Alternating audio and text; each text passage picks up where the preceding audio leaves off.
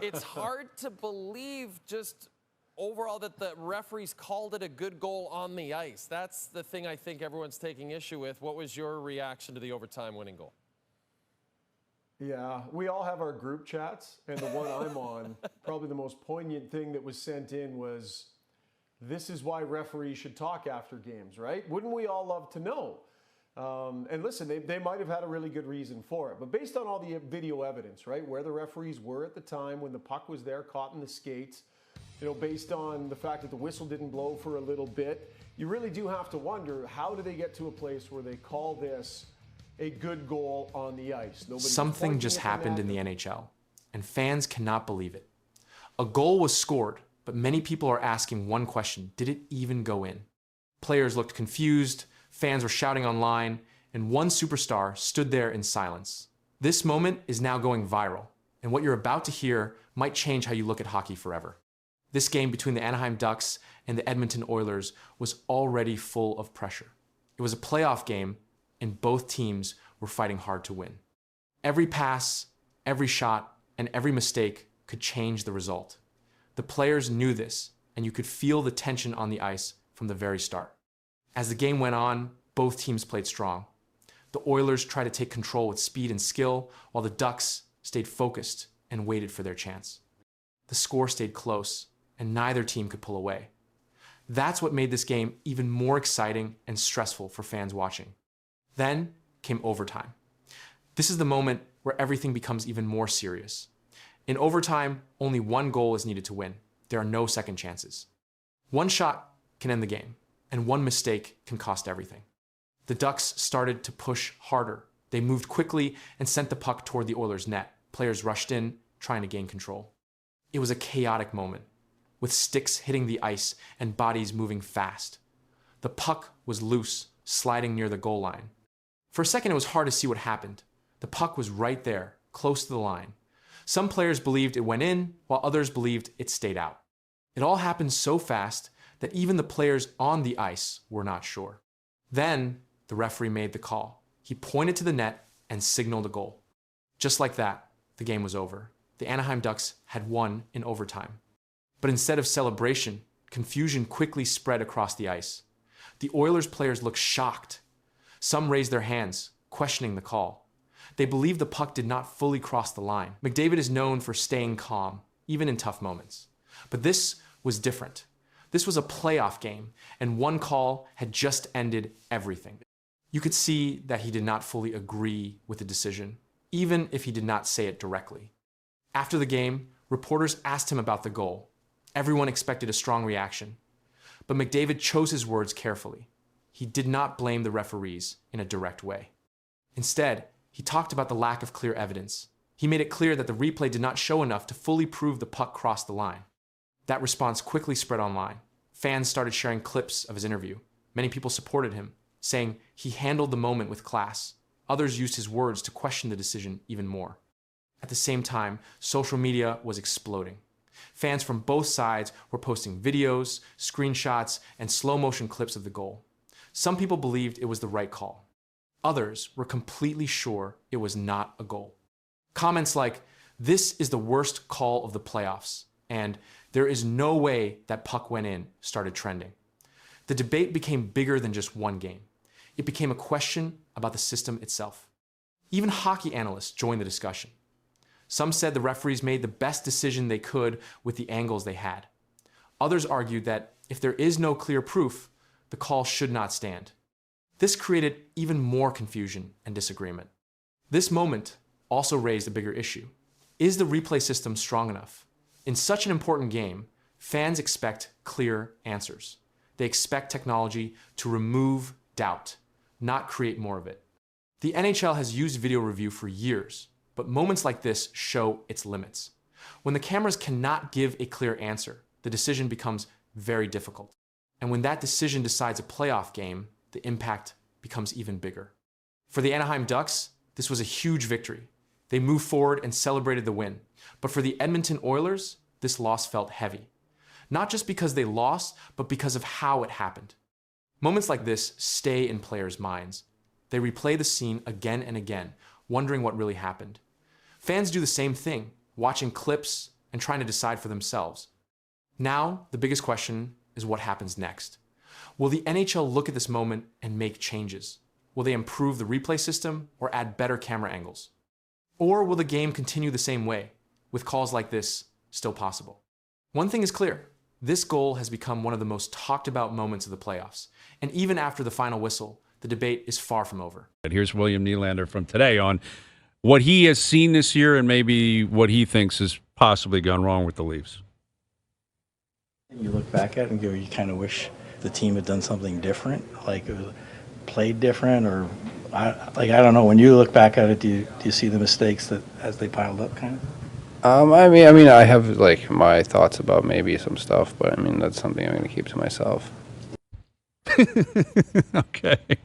So, yeah, Willie's not going to reveal it, not surprisingly. And I don't think he shouldn't just sit there and start throwing daggers. Silence can be louder than anything, and William Nylander just proved it in a way no one expected. After a season full of pressure and criticism, he faced the media, and instead of explaining, he gave one cold sentence that instantly spread across the NHL. No details, no emotion, just silence. And now, that silence is raising questions no one can answer. Yet, the moment happened quickly, but it changed the entire conversation around the Toronto Maple Leafs. Reporters asked William Nylander a direct question about the season. It was a normal question. Players are asked this all the time, especially after a difficult stretch. Most players respond with simple answers. They talk about effort, mistakes, or what needs to improve. Nylander did not do that. He paused, stayed calm, and gave a short answer. He said, "Something I'm going to keep to myself." That was the full response. He did not add anything else. He did not explain what he meant. He did not go into details about the team or the season. The interview moved on, but the moment did not. This response quickly became a major talking point across hockey media. According to Sportsnet, Nylander chose not to explain where the season went wrong. The report confirmed that he declined to share his thoughts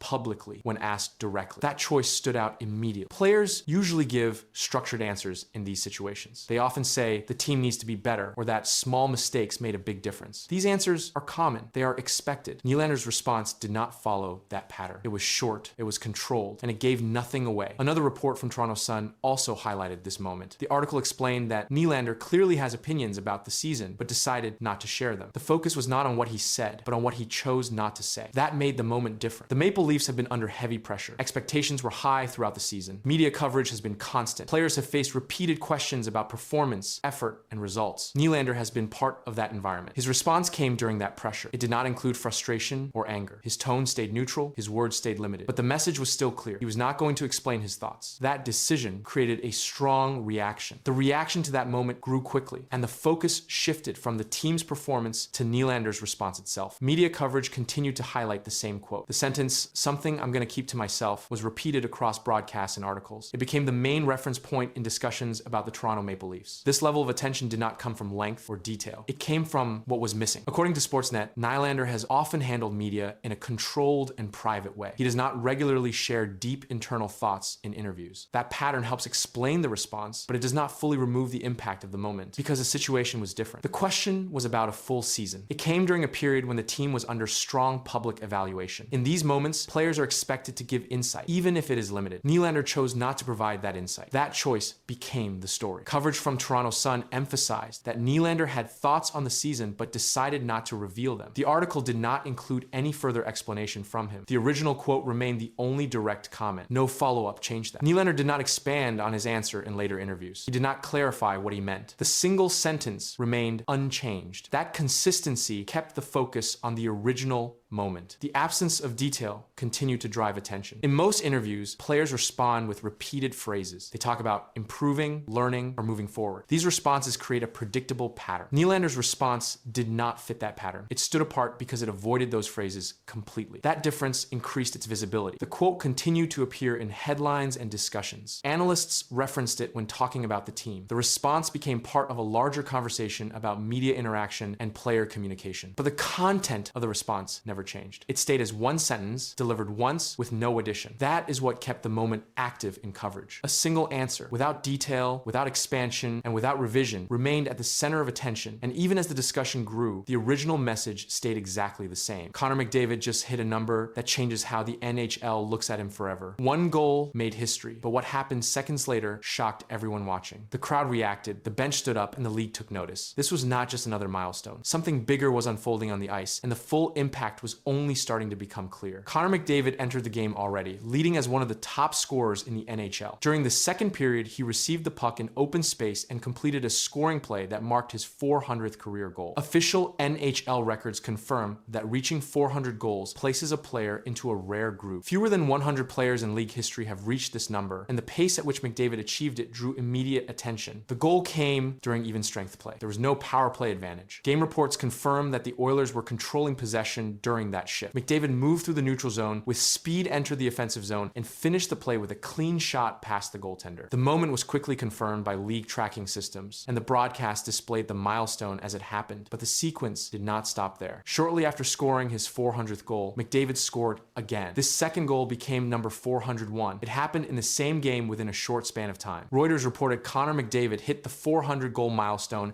and added another as the Oilers secured the win. That update confirmed both goals as part of a single performance, and it shifted the focus from just the milestone to the speed at which he moved beyond it. The Oilers continued to apply offensive pressure after the goals. McDavid remained active in play, contributing to multiple scoring chances. Game summaries show that he recorded more than just goals, as he remained involved in puck movement and offensive setups. His presence on the ice continued to affect the pace of the game, and opposing defenders were forced to adjust their positioning. Career data shows that McDavid has reached every major scoring milestone at a fast rate. Since entering the NHL in 2015, he has consistently produced high numbers each season. He reached 100 goals, then 200, and then 300 in fewer games than many players in the modern era. The 400 goal mark follows the same pattern, and that consistency has been tracked across official league statistics, but this latest moment added a new level to the discussion. McDavid's current total places him among the top active goal scorers in the NHL. Updated league data shows that his scoring rate remains steady across seasons. He has not shown long scoring gaps, and game logs confirm consistent production year after year. This pattern has been a key factor in how quickly he reached 400 goals, and it continues to shape how teams prepare to face him. The Oilers system relies heavily on speed and puck control. McDavid plays a central role in that structure. In the milestone game, his goals follow the same pattern seen throughout his career. He carried the puck through the neutral zone, created space, and finished plays under pressure. Shot data from the game confirms that both goals came from high probability scoring areas, which reflects his ability to position himself effectively during offensive plays. Defensive matchups against McDavid often involve top defensive pairings. Opposing teams attempt to limit his time with the puck by closing gaps early and applying pressure in the neutral zone. Despite these efforts, recent game reports show that he continues to generate scoring chances at a high rate. His speed allows him to move past defenders quickly, and this factor was visible again during the milestone performance. Statistical comparisons place McDavid among the fastest players to reach 400 goals in the salary cap era. Historical data shows that many players who reach this mark go on to surpass 500 goals. Based on current scoring trends and age-related performance models, projections indicate that he remains on pace for higher milestones if production continues at the same level, and that projection has been included in multiple reports following the game. The timing of the milestone also aligns with the later stage of the regular season. Teams are competing for playoff positions, and performance during this period carries added importance. Game results show that the Oilers secured a win during the milestone match, linking individual achievement with team success. This connection has been noted in post-game coverage, as McDavid's scoring directly contributed to the outcome. Broadcast footage confirmed the exact moments of both goals. Commentators acknowledged the milestone in real time, and replays were shown across multiple angles. The sequence of goal number 400, followed quickly by 401, remained a central focus in coverage. This rapid progression changed how the event was viewed, shifting it from a single milestone to a broader performance moment that continued to draw attention after the game ended.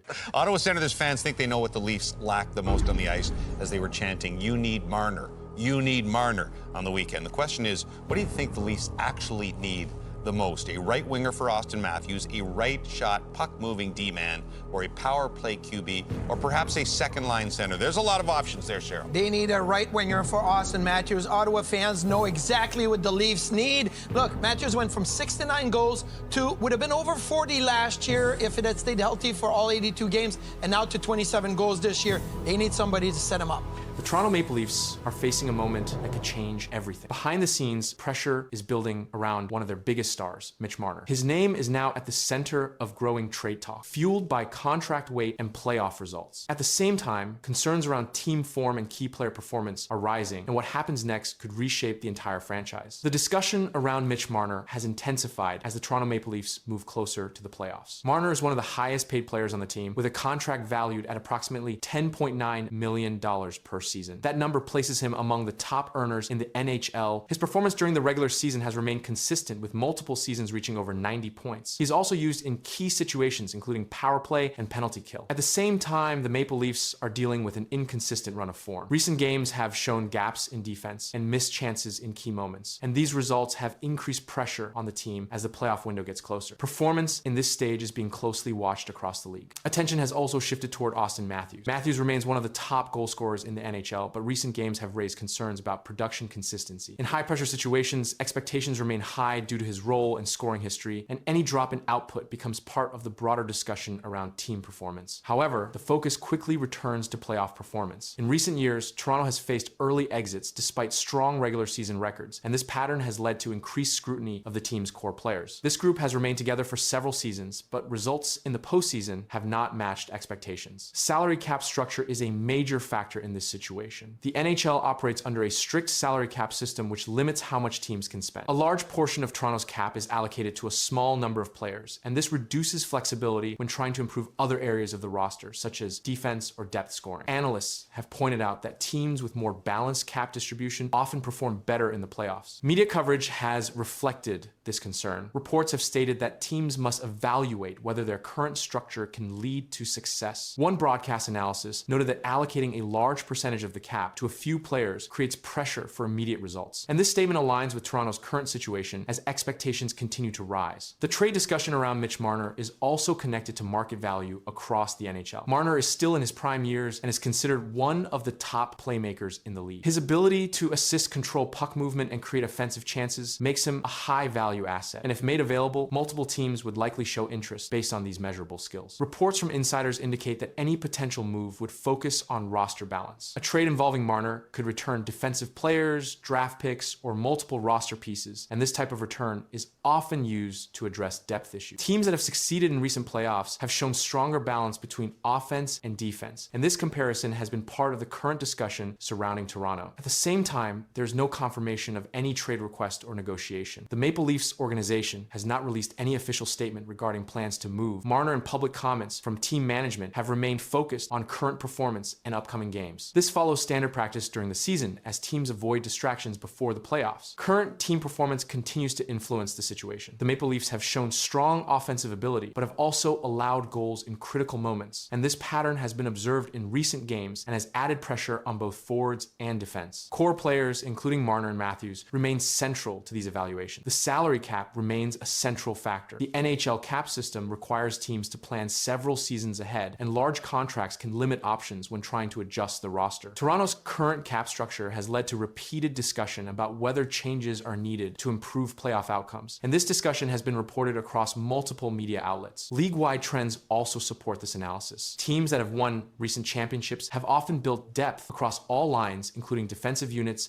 and secondary scoring. Toronto's structure, which focuses heavily on top players, has been compared to those teams, and these comparisons continue to shape the narrative around potential roster changes. An insider report stated that major decisions are usually made after full season evaluations, and this means that any significant move involving Marner would likely occur in the offseason rather than during the playoff push. For now, the situation remains under observation, with attention focused on performance cap structure and long-term planning. What's your sense of Austin and how he's handling this? He's been fine. Obviously, he's not happy about things and losing teammates too in the situation that we're in. He's like everybody else. Nobody is happy with that. But like I said, we can't change that. We only can go forward here, and what we do on the ice is important, and how we play is important. The pressure on Austin Matthews is reaching another level in Toronto. The Toronto Maple Leafs captain has been one of the NHL's most reliable scorers for years, and the team's recent struggles have placed him directly at the center of a growing controversy. Comments from management and reactions across hockey media have only increased the attention, and now the story around Matthews is taking another turn. The recent struggles of the Toronto Maple Leafs have pushed team captain Austin Matthews into the center of a growing discussion across NHL media. Toronto entered the season with high expectations after several strong offensive seasons led by Matthews. He previously recorded multiple 50-goal seasons and won the Rocket Richard Trophy as the league's top goal scorer. Because of those numbers, Matthews has remained one of the most visible players in the NHL. During the current stretch of games, Toronto lost several key matchups and slipped in the standings, and the drop in results increased pressure on both the coaching staff and